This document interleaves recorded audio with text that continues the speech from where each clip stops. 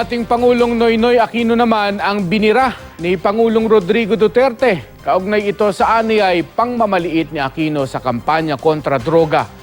Idinikit pa ng Pangulo si Aquino sa umano'y narco general na si Vicente Luot. Makibalita tayo kay Joseph Morong. Nag-umpisa kami, nasa 1.7 million ang estimated users. Napababa ng 1.3 million.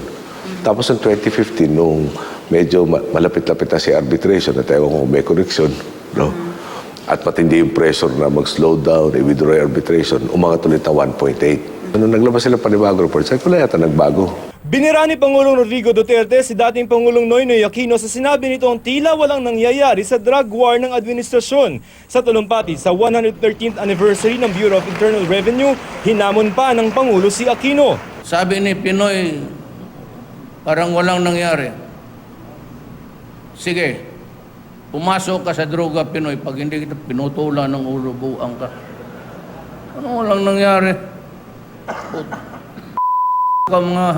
Idinikit ng Pangulo ang umano'y narco general na si dating PNP General Vicente Luot na ngayon alkalde ng Daang Bantayan, Cebu, kay Aquino at dating DILG Secretary Mar Rojas. Ang aid ni Rojas, puro na sa droga, konektado. Number one dyan, yung bata ninyo, si General Luot, isa pa yung ulol na yan. Ayon kay Duterte, kung paghahambingin lampas na 3,000 kilo ng mga shabu ang nahuli sa 6 na taong panunungkulan ni Aquino, habang aabot na raw sa 3,000 ng shabu rin ang nahuhuli ng kanyang administrasyon sa unang taon pa lamang nito. Kinampihan naman ng Pangulo ang mga pulis na nang-raid sa mga paruhinog sa Osamis City. Tama raw ang paghahain ng search warrant kahit madaling araw. And I will stand by the police there. I will answer for it. I will say I ordered it. Hindi naman sinagot ng Pangulo kung may susunod pa na mga mayor na itutumba.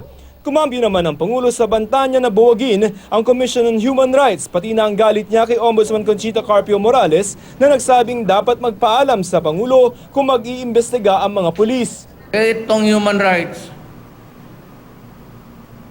sabi ko, biro naman yung I will abolish you. I need Congress to do that.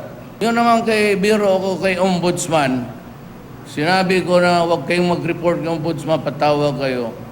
That was really an offshoot of a remark.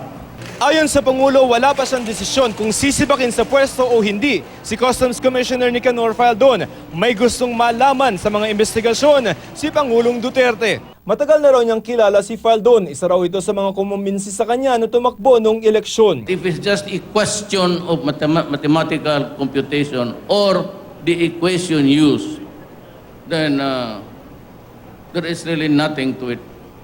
As long as there is no corruption, if there is corruption, wala na tayong magawa. Nang tanongin naman ng Pangulo kung pipirmahan ba niya ang panukalang free tuition fee para sa mga estudyante ng SUC sa State Colleges and Universities at ng TESDA, Technical Education and Skills Development Authority, It's on my table. I will decide before the deadline. Joseph Morong, GMA News.